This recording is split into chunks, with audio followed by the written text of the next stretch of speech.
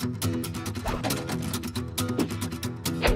guys, let me show you a really simple bread recipe. This is a really trusted way to do it. It's super simple and you can do it easily at home yourself. It's really good fun. And I'm gonna be bigging up my beautiful bakeware range. This is gonna make 2 nice big tins. First up, we've got 1 kilo of strong bread flour. Use your hand to make a well, and then what we're gonna do is add yeast to some tepid water. All sachets are 7 grams. So we're gonna add 1 sachet to 620 milliliters of tepid water.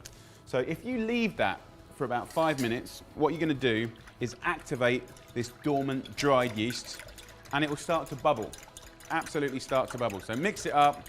What you can do is add just a little pinch of sugar to the tepid water. Now what this does is feed the yeast, gets it going, wakes it up. It also gives you a beautiful kind of slightly darker crust. Let it just begin to froth up and then we'll make the bread.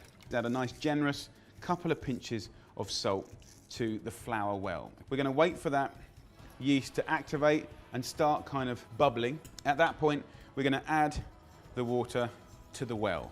Now you can see I'm using my fork here and I'm just bringing the fork in from the outside to the inside. It makes like a kind of porridge first. What we want to make is a beautiful, smooth, elastic dough.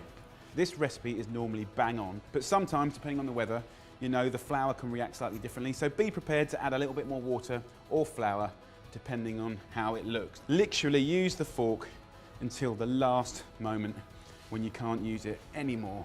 And then we're going to go through a process of kneading. Now, I can kind of tell you there's a specific technique, but really just move it, stretch it, rip it, really rub it onto the marble. It will become less sticky. Of course, if you've got little stuck bits of dough, you can use a palette knife just to scrape the dough off of it.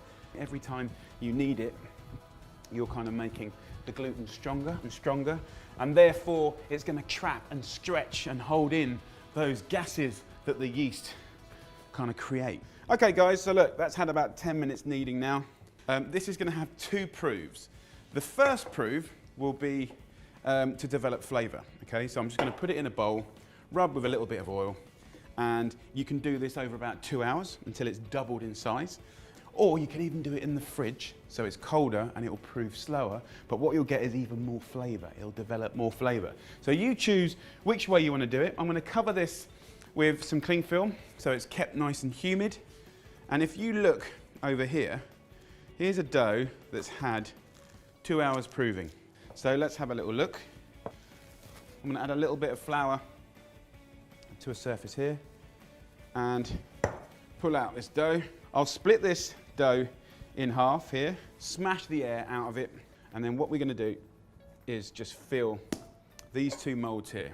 Knead it out into a ball, just put it straight in. Next thing I do is get myself a tea towel and I just put it under a warm tap and I want to wring it out so it's a nice humid environment, and then I'll simply pop this over the top and let it prove for about an hour, hour and a half until it's doubled in size, and then we'll bake it. So guys, after an hour, you can see it's doubled in size. I'm going to put it in the middle of the oven. The oven's preheated to 200 degrees Celsius, which is 400 Fahrenheit. 30 minutes in there, 35 minutes until it sort of sounds hollow when you tap it, and we'll be good to go. Okay guys, so after 35 minutes, I took the bread out of the tin, and I wanted to hear that hollow sound.